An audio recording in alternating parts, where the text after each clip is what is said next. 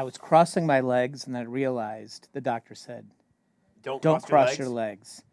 The other thing cross I'm your guilty legs. of is doing this. Is not a full cross, but one of these.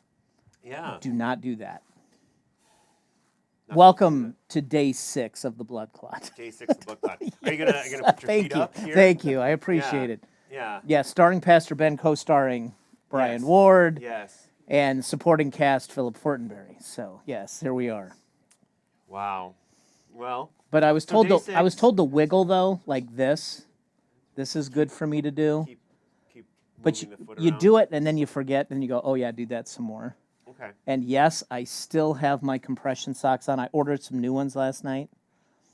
Hopefully they'll be more comfortable Okay. than these nylon We'll perhaps be able to do a whole section. season of reviews. Yes. On compression socks. So if there's any sock merchants out there that want me to do reviews on compression socks, Yes. Just send a free pair. yeah, that's all I ask. To Pastor Ben. Yep. And he will give a free review. And I hate, not that it needs to be said, but extra large.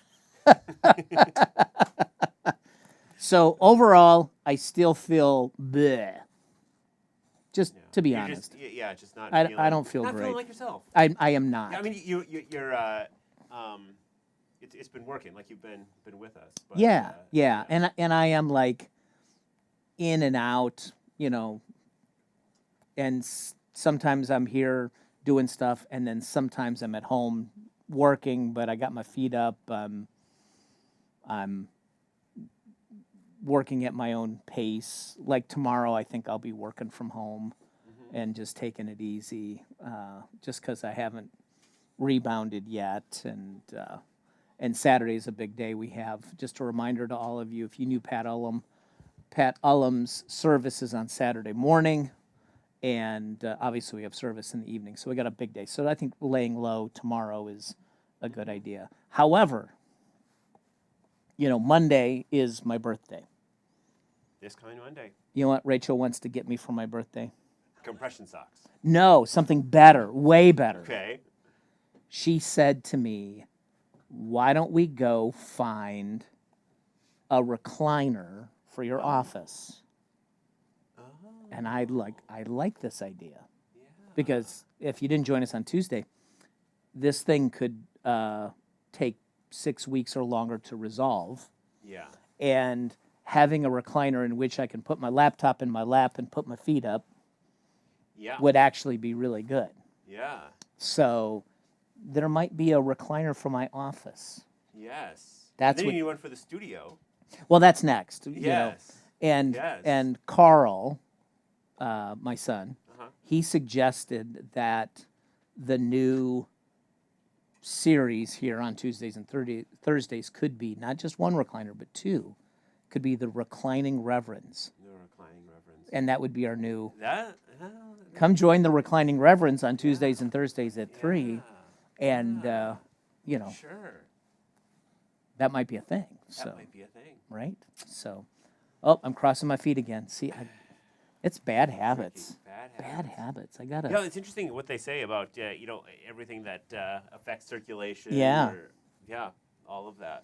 So I'm trying to be really cognizant, because this thing that I have is not a good thing, right? I mean, No, you want to be careful with that. Want to be real careful with that. And like I said, no restrictions other than not going to the gym, which I'd been doing since November. But other than that, as long as I feel up to it, I can do stuff, So, so I'm not defying any medical order by being here, right? I'm not breaking the rules. Let's hope not. Yeah. No. Yeah.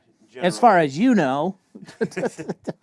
I do what I want. Yeah, just tell me. I'll just believe what I tell you. You know?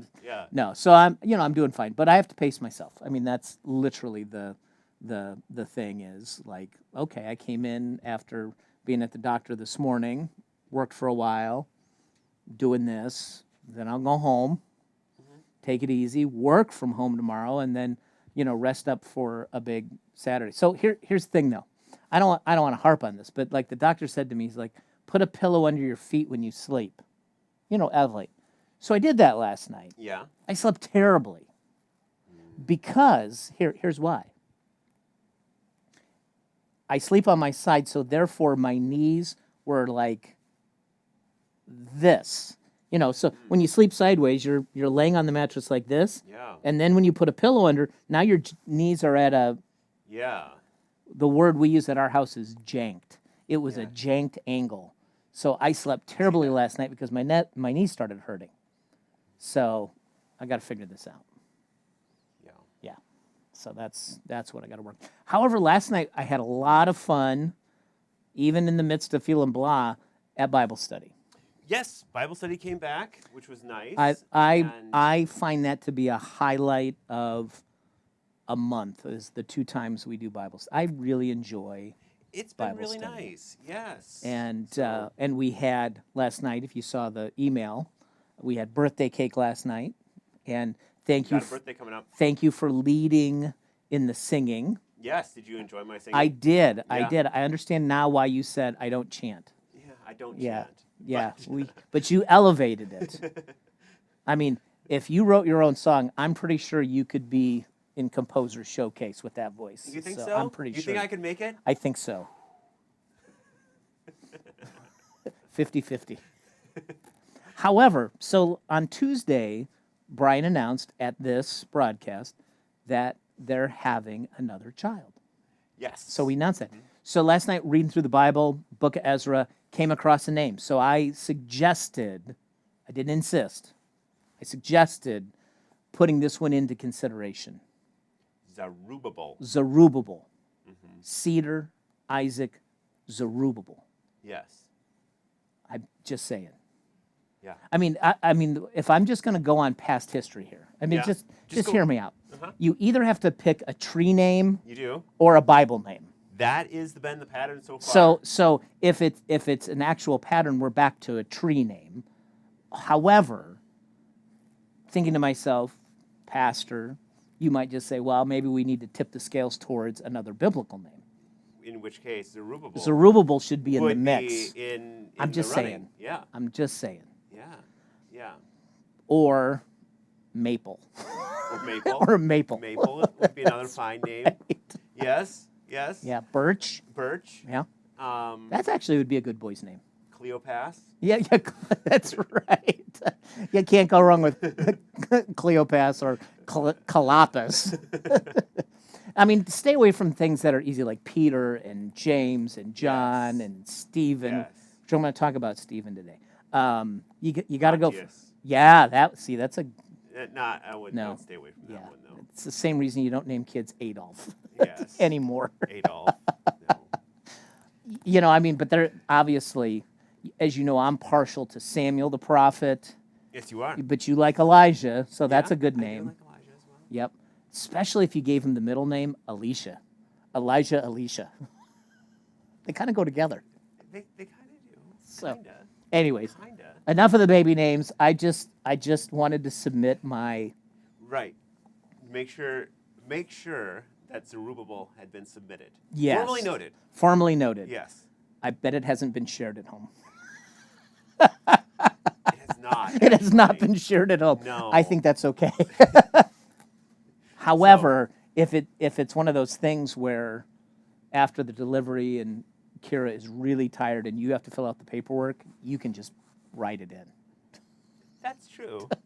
That's true. I'll have to practice my spelling. Yeah, you might want to write that one down You on don't your. want to mess up. No, Yeah. Zarua, what? That actually happened to my mom. So when my mom was born, 1939, my grandmother was just worn out from the delivery. And And ask the grandfather. Your grandfather. my to grandfather to fill form. out the form for the birth certificate. And he was trying to do something nice by naming their own, and it was their only child, my mom, after her mother. However, my grandmother had a unique and not so memorable first name, which was Arthild, Arthild, Arthild. Oh, I've never heard that name before. There's only, well, it's fallen out of usage since my grandmother and my mother are gone. So I don't think there'll be another one. There were two in some history. Some of those names are coming back. And but, it was literally a I've heard combination of Arthur and Hilda, which even more kind of dark was she was named that because two of her siblings had preceded in death, Arthur and Hilda. So she got named after her two dead siblings, which is really like, ooh, why would you do that? So they took the two names, and you could go Arthild or Arthild, anyways. So my grandfather thought it would be nice gesture to name their brand new first and only daughter after Grandma. Okay. Grandma was not happy. From then on, my mom was known as Chris because her middle name was Christine.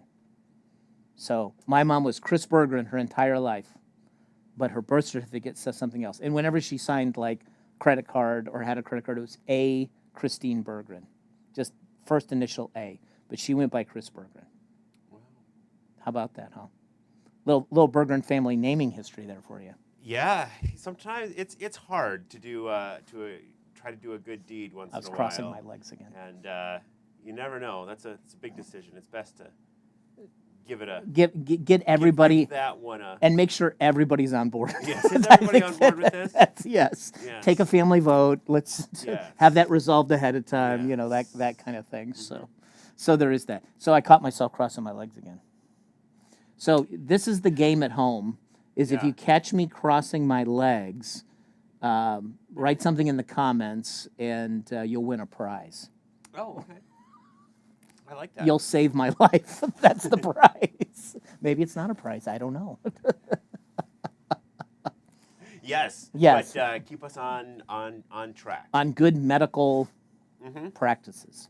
Good medical practices. So we're going to go back to a song today that we heard on Sunday at 9:30, and this song was a popular country hit, but I also discovered some interesting facts about the song and about the one who wrote it. And so this was really wonderful. So let's take a listen, and then we will talk about it when we get back. So enjoy. Great. This is a song that Mr. Keith Thompson suggests that I sing today. Actually, he forced me.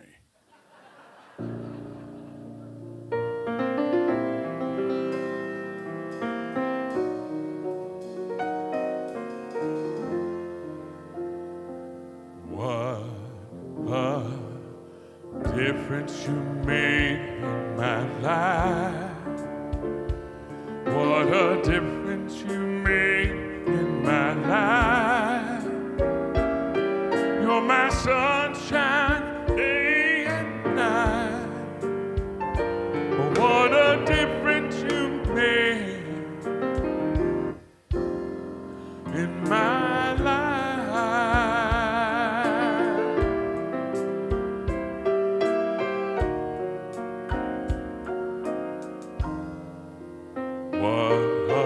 Change you have made in my heart. What a change you have made in my heart. You replace all the broken parts. Oh, what a change you have made in my heart.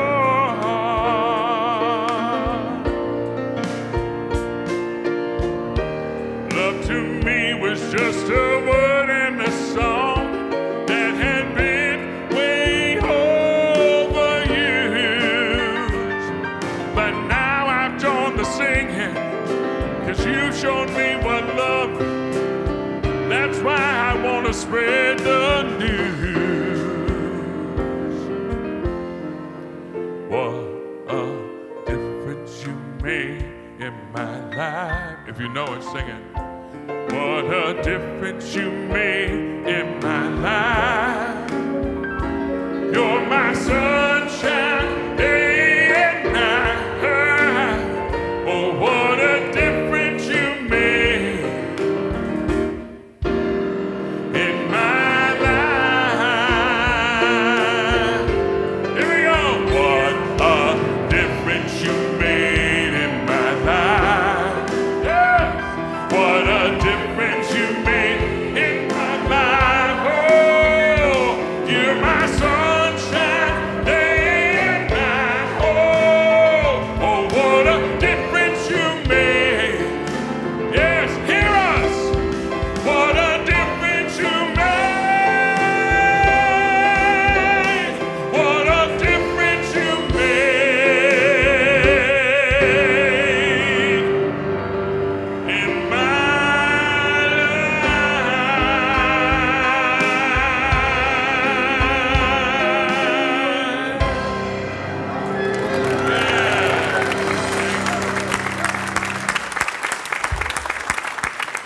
So if you joined us at 9:30, you heard what a difference you've made in my life.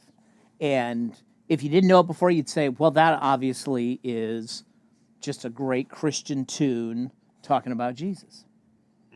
But it's not. You could, yeah. I mean, it has that feel to it, right? It has that feel. Like you could certainly see that. So November 1977, Okay. #1 country hit by Ronnie Millsap. Okay. It was released again that year in a debut album of a teenager by the name of Amy Grant. How about And that was a top 5 Christian single. How about that? But get this. And she was a teenager. Yeah, it was her when that debut came out. album. Wow. But get this. A year later, it was on an album by, some of you know, B.J. Thomas. And it was a top 10 Christian hit in 1978 by B.J. Thomas. Wow. How about that? Yeah, but 1977 Seven. is when it first was written. Yeah. And came out. Do you remember what you were doing in 1977? I don't. That was. It must have been in my bad years. Yeah, right, Yeah. right. So get this. I was curious, and it was wanted to know who wrote it, and it was a guy by the name of Archie Jordan, who I do not know. I mean, not personally or otherwise. Personally, This is the first time I've ever heard the name Archie Jordan when I was looking this up. But this guy clearly was built as a songwriter. He wrote a ton of songs. He wrote songs for, obviously, Ronnie Millsap, Charlie Rich, another country star, Anne Murray, somebody we mentioned last week, Larnell Harris, Roy Clark, and Tina Turner, Oh, among others. wow. I just picked the most well-known names. And so Archie Jordan wrote a ton of songs for people. And, and that's not uncommon in the music industry, that there are singer-songwriters, like Carole King, James Taylor, and people like that. And then there are folks who are just built for singing, and some folks who are just built for music writing. Yeah. That's interesting. And get those folks together and write a song that fits that person's, tonality or whatever you want to call it, and boom, you got a hit. And so Archie Jordan was one of those people who wrote songs for a lot of people, and really fascinating. Absolutely. So I was thinking about that theme. After all, it was in the Christian Billboard Top 10 twice. Yeah. Right. What a difference you made in my life. And what I did today was I picked out some people in the Bible, real people, whose lives were changed by Jesus.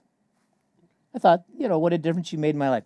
And the first one I thought of, and this isn't necessarily a story that's always preached on, and it's in the book of Acts.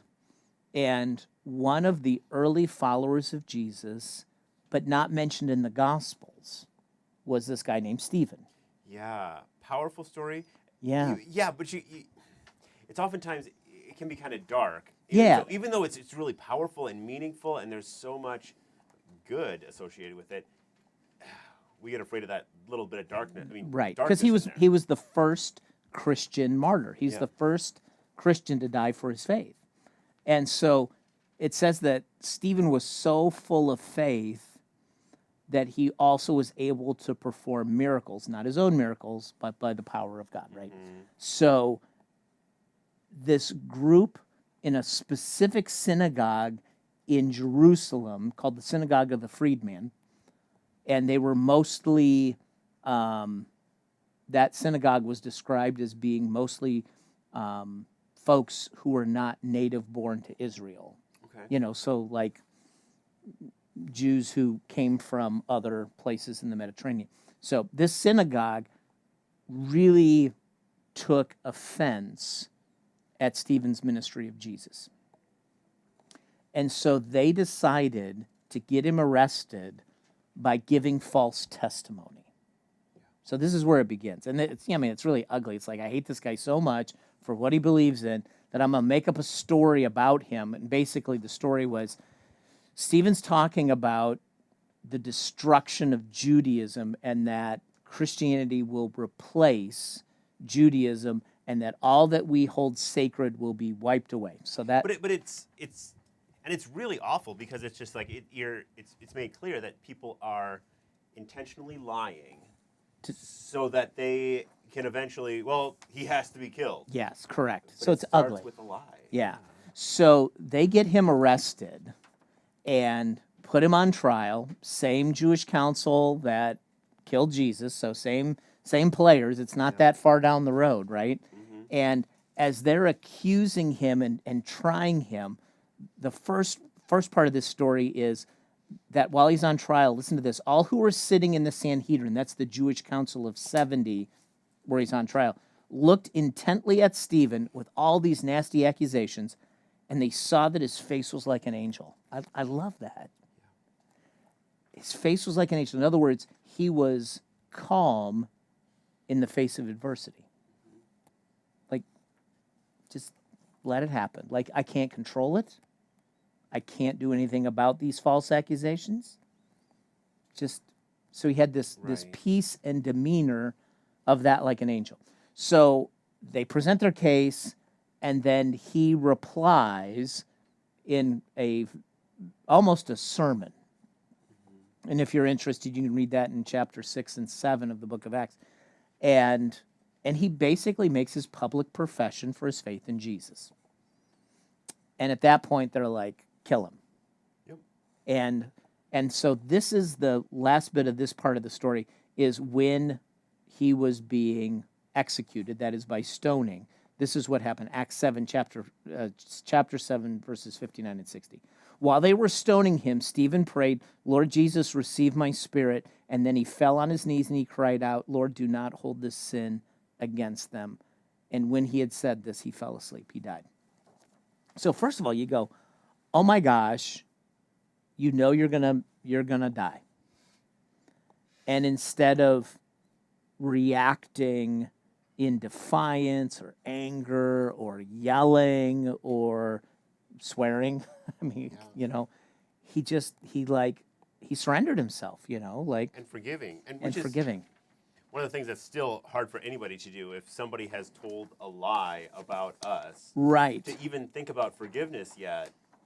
Yeah. But here in his last moments, he's not going to hold on to that. And this is a part of that thing that we've hit several times. Character is revealed in adversity. Because when you're being tested and you're at wit's end, you're going to show your true colors. And so at the very end of his life, he showed his true colors as a person of peace and a person of faith. So that's what a difference Jesus made in this guy's life, clearly, right?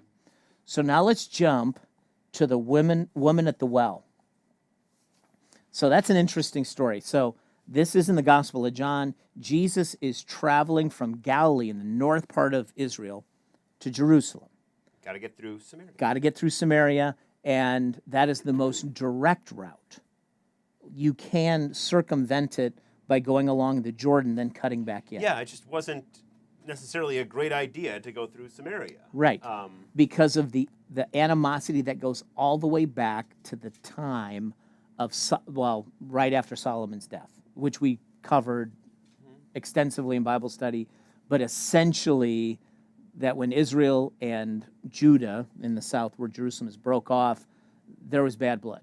Then, after that northern kingdom got wiped away, even though they were worshiping false gods, Samaria was one of the capitals, then Assyrians brought in other people and they intermarried, and then once Israel came back together, there was bad blood about well, you're not only married to Jewish people, and I mean, all sorts of stuff.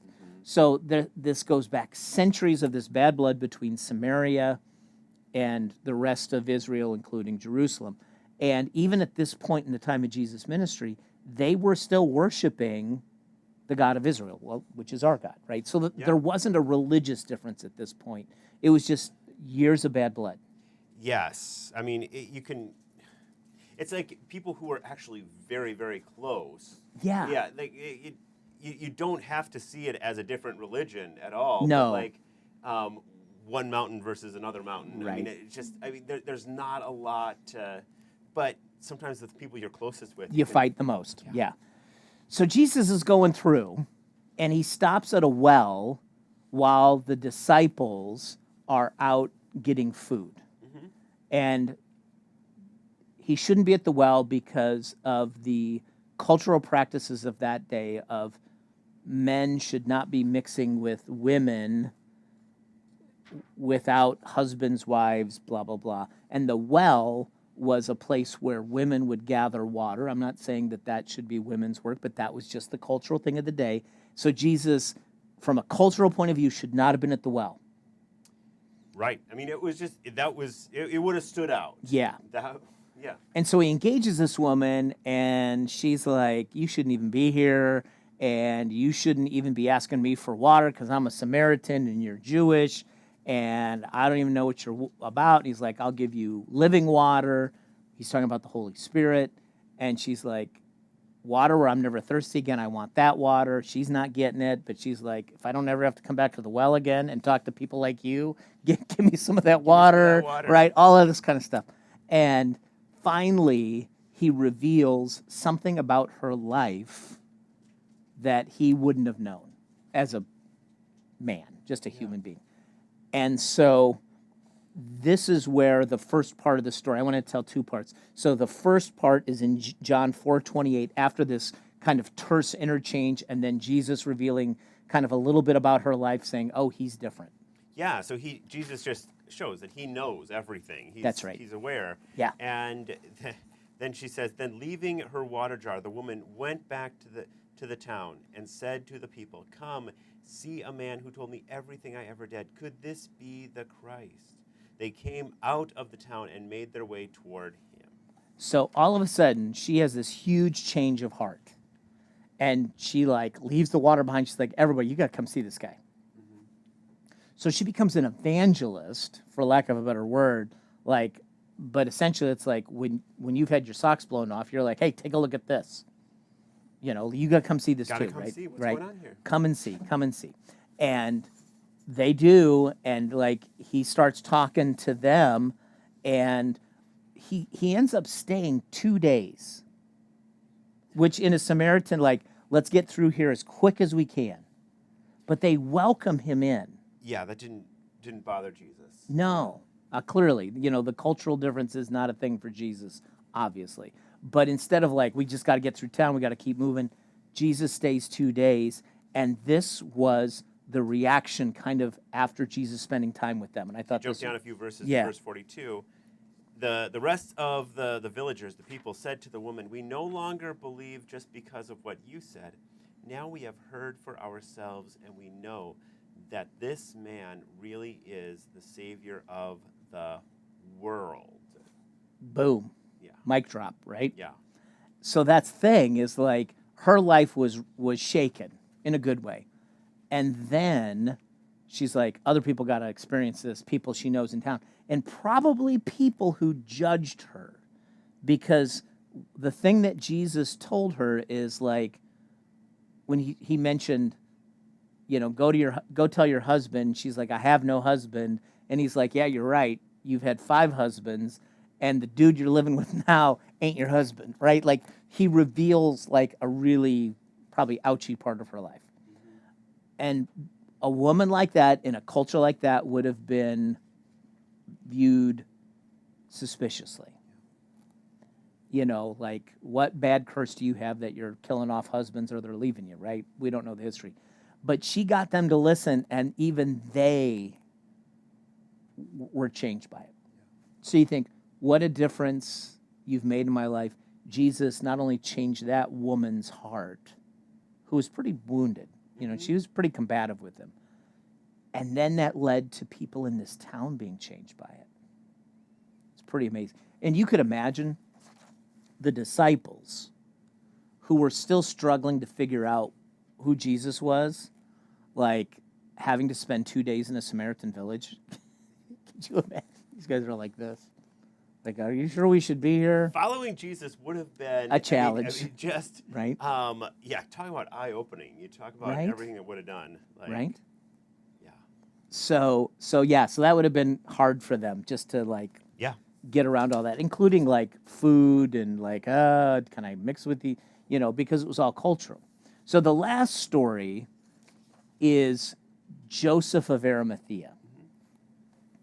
And Joseph was on that Sanhedrin, that Jewish Council of 70. He was somebody. He was important. Yes. And typically those people were not for Jesus. no. And if you're wondering, no, he did not convict Jesus to death. Like he wanted no part of that. But in John chapter 3, Joseph had heard stories about Jesus. And so he invited him to his house to investigate, essentially, like, are you the guy? Are you the Savior? And even then he was a little cautious because he invited him over at night. Like, I don't want people seeing you come to my house. Come at night, come after the sun is set, and then we'll talk. Clearly that conversation, which within John chapter 3, part of that conversation is Jesus telling Joseph, for God so loved the world that he gave his one and only son, that whoever believes in him shall not perish but have eternal life. For the Son of God did not come into the world to condemn it, but to save it, right? So that's a part of that time together.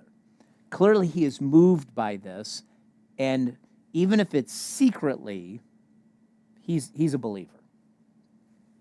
So we pick up near the end of the story of Jesus' life. Jesus has just been crucified, and he is to be buried. So listen to this. Later, Joseph of Arimathea asked Pontius Pilate for the body of Jesus. Now, Joseph was a disciple of Jesus, but secretly because he feared the other Jewish authority, the other leadership. With Pilate's permission, he came and took the body away, and he was accompanied by Nicodemus. Now, I messed up. I meant to talk about Nicodemus, so that's my... But Joseph has this story arc, too, that Nicodemus, he shows up back in chapter so I 3, misspoke. It's Nicodemus. And then all the way through the end. Yeah, so my apologies, I'm mixing up the name. So Nicodemus was also a Pharisee. Joseph Arimathea was in the council, right? So I apologize for messing it up. But Nicodemus was the guy that Jesus had this conversation with. But Joseph was on that council, right? And they both go and ask for the body. Right. And so it's a path for both of them were on a journey. On a journey towards Nicodemus, Jesus. who was the one who asked at night, but then both of them, they could have been content with their space in leadership. But instead, that difference was made. When you have authority, power, stature, a title, the less apt you are to rock the boat. Yeah, very true. Right? Very true. I've got things made for me. I'm just going to fit in. Yeah. So both Joseph of Arimathea, who's on that council, he rocked the boat by not giving in to the death sentence. But secondly, do you imagine what kind of guts it would take to go ask Pontius Pilate for the body? Like, are you a follower of him too? Arrest him. You know what I'm saying? Like that would take a lot of courage to go ask for that body. And then Nicodemus, the Pharisee, they clearly had some sort of relationship. It's not like he just showed him. He's like, hey, I'll come with you, right?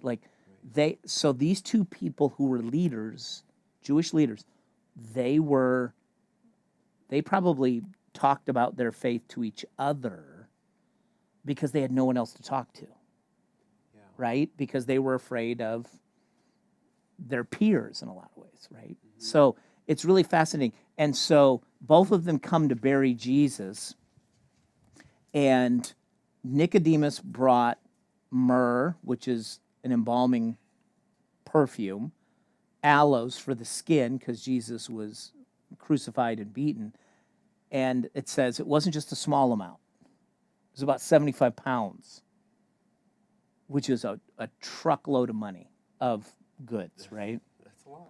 So when you think about the difference that Jesus made in both, because I misspoke on names earlier, Nicodemus and Joseph of Arimathea, is life-changing to go ask for a body and then give, I couldn't even put, because I didn't look it up, what the value of 75 pounds of embalming That's a lot. That's a lot. That's a lot. So you can see that throughout scriptures, people's lives were changed. You know, and then we go throughout the course of history of people's whose lives were changed who weren't eyewitnesses. You know, you think about people like John, St. John, the disciple John, his, what do you want to call it? The people he mentored, people like Polycarp, the early church father, great name by the way. Great name. Put that one in the Yes. in the hopper too, just for Polycarp. It's an early church father. Wouldn't be bad. Like Strong, he wrote a ton on the Christian faith, one of the early Christian fathers. Martin Luther, man of faith, a little obstinate, right? But like, what a difference Jesus made in his life. You know, and you just keep going, and you think about your life and my life and your life, that what a difference Jesus has made by growing us, filling us, putting us together as a church family. Like that to me is a part of this equation. Like God's like, I need to get these people together because they're good for each other. So we give thanks for Jesus, not just for the stories in the past, but for our lives and all that he has done for us. So with that, we're going to wrap it up today. All right. I need to go home and rest. Let's wrap it up then. Which I'm going to do. And you noticed I put my foot on the coffee table so that I wouldn't cross it. So I tried to be good the second half by doing that. This is my little device, so you can't see it but I got my foot propped up. So this weekend, I've talked about it, begin the story of the life of Joseph from Genesis, from harm to good, which is really the theme. And I know this is a truth for everybody, but if you've ever struggled in your life, Joseph's story will give us the tools to press on. Yeah.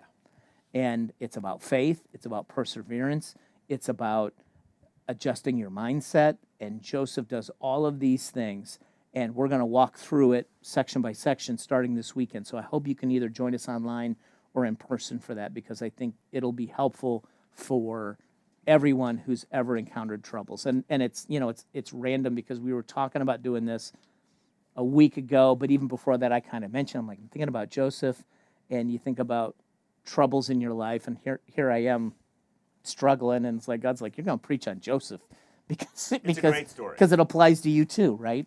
So with that, we hope you can join us. Anyways, we love you. Take care. God bless you, and we'll see you real soon. And Philip, will you play us out?